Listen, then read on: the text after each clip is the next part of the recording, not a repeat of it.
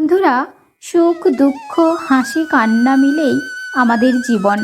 প্রতিটি মানুষের জীবনেই ওঠা পড়া লেগেই থাকে, কিন্তু সুখ হোক বা দুঃখ কোনো পরিস্থিতি চিরস্থায়ী নয়।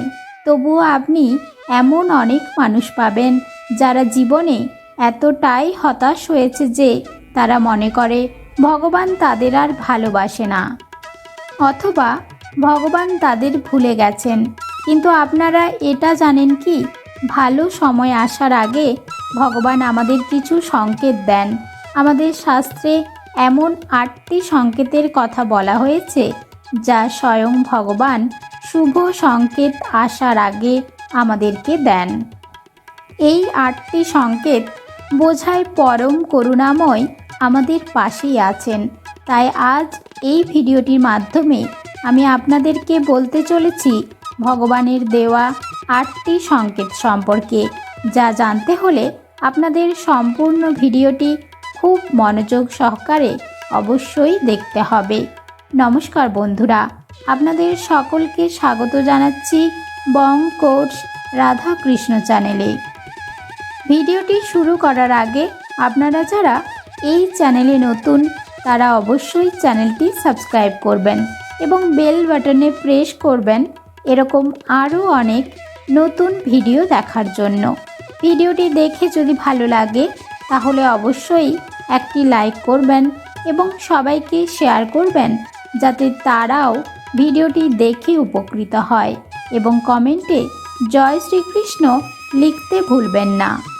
বন্ধুরা, যখন কারোর জীবনে শুধুমাত্র দুঃখ দুর্দশা চলতে থাকে, তখন সেই ব্যক্তি ভগবানের উপর থেকে ক্রমশ বিশ্বাস হারাতে শুরু করে। সেই মুহূর্তে তাদের মনে হয় ভগবানের প্রেম হয়তো তাদের ভাগ্যে নেই। এই ভেবে তারা পরিশ্রম করা ছেড়ে হার মেনে নেয়। তাই বন্ধুরা, আমাদের মনের এই দ্বন্দ্বকে দূর করার জন্য আজ এমন 8টি সংকেতের কথা আপনাদেরকে বলবো, যা থেকে আপনারা বুঝতে পারবেন যে কখন আপনাদের শুভ সময় আসবে। প্রথম সংকেতটি হলো, বন্ধুরা, ভগবান যদি আপনার উপরে সদয় হয়ে থাকেন তাহলে আপনি জীবনের প্রতিটি পদক্ষেপে যা করবেন তাতেই ব্যর্থ হবেন। জীবনের প্রতিটা কর্মে আপনি অসফল হবেন। এই কথাগুলো শুনে হয়তো আপনারা অবাক হলেন। হয়তো আপনারা ভাবছেন, ভগবান যদি সাথেই থাকে তাহলে ব্যর্থতা কেন জুটবে? কিন্তু এটাই চরম বাস্তব।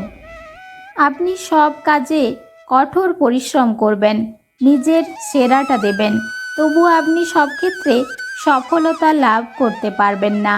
আর এটা ততক্ষণ পর্যন্ত হবে যতক্ষণ না আপনার চোখ খুলছে, যতক্ষণ না আপনি আপনার জীবনের সঠিক উদ্দেশ্যকে উপলব্ধি করতে পারছেন।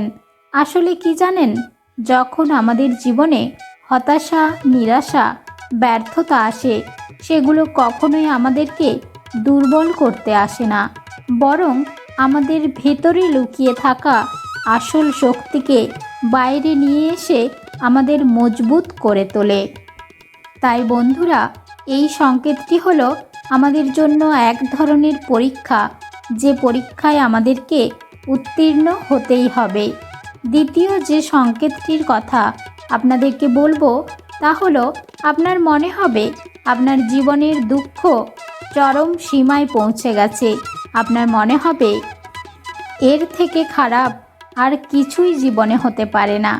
আপনি তখন দুঃখের সর্বোচ্চ সীমাকে উপলব্ধি করতে সক্ষম হবেন। উদাহরণস্বরূপ বলতে পারি, আপনারা তো নিশ্চয়ই মহান সাধকদের কথা শুনেছেন। ভৌতিক সুখের বাঁধনকে অতিক্রম করে সাধকের মনে ভগবানকে জানার ইচ্ছা জন্মায়, আর অবশেষে ঈশ্বরের দর্শন পেয়ে থাকেন।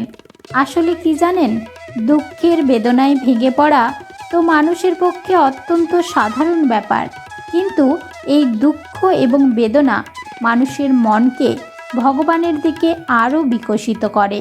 আর এর থেকেই মানুষ এই সত্যের সাথে অবগত হয় যে সংসারে শুধুমাত্র সুখ আর দুঃখই না, এছাড়াও এমন কিছু জিনিস আছে যা এই সমগ্র সংসারের ঊর্ধ্বে, আর সেটাই হলো স্বয়ং ভগবান। আসলে ভগবান প্রথমে আমাদের হারতে শেখায়, কারণ প্রথমে যদি না হারেন তাহলে জীবনকে জেতার অর্থকে উপলব্ধি করতে পারবেন না। তাই বারবার যদি আপনি জীবনে হেরে যান তাহলে এই একটা সংকেত যে ভগবান আপনাকে আরও এগিয়ে নিয়ে যেতে চান। তৃতীয় সংকেতটি হলো আপনার নিজের উপরে যে বিশ্বাস আছে বা ছিল তা সম্পূর্ণভাবে ভেঙে যাবে। হ্যাঁ বন্ধুরা, একথা সত্য। ভগবান যখন আপনার সাথে থাকে তখন কোনো এক অজ্ঞাত কারণে নিজেকে একা বলে মনে হয়। এমন পরিস্থিতিতে আপনি বুঝতে পারেন আপনার কী করা উচিত এবং আপনি মানসিকভাবে নিজেকে এমন একটা স্থিতিতে অনুভব করেন যেখানে আপনার সাহায্য কেউ করতে পারে না।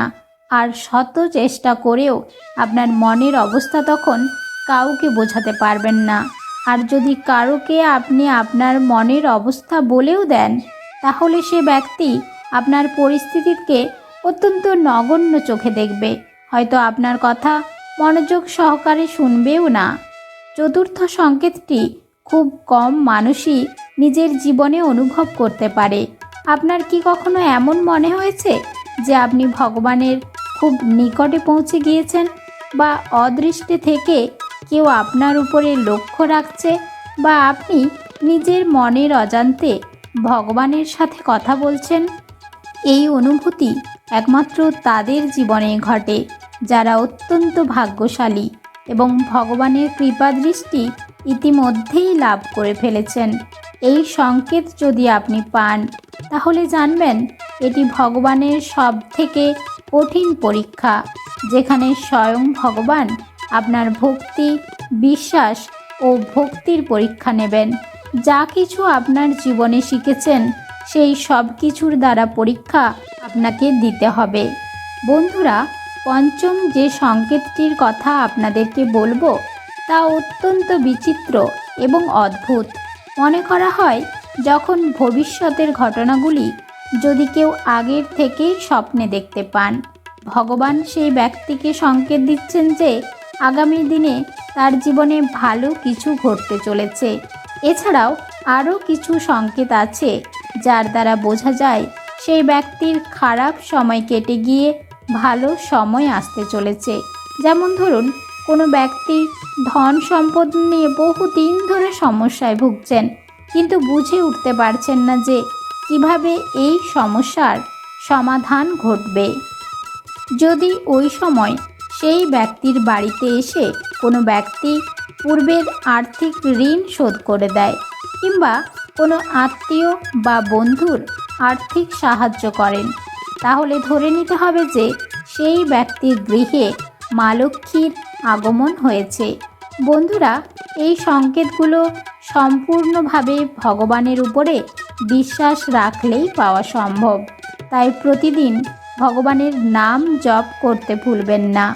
নিয়মিত নিয়ম নিষ্ঠা মেনে পূজা দিতে ভুলবেন না। আর যেহেতু কর্ম ছাড়া ফল পাওয়া যায় না, তাই নিষ্ঠার সাথে নিজের কর্ম করে যাবেন।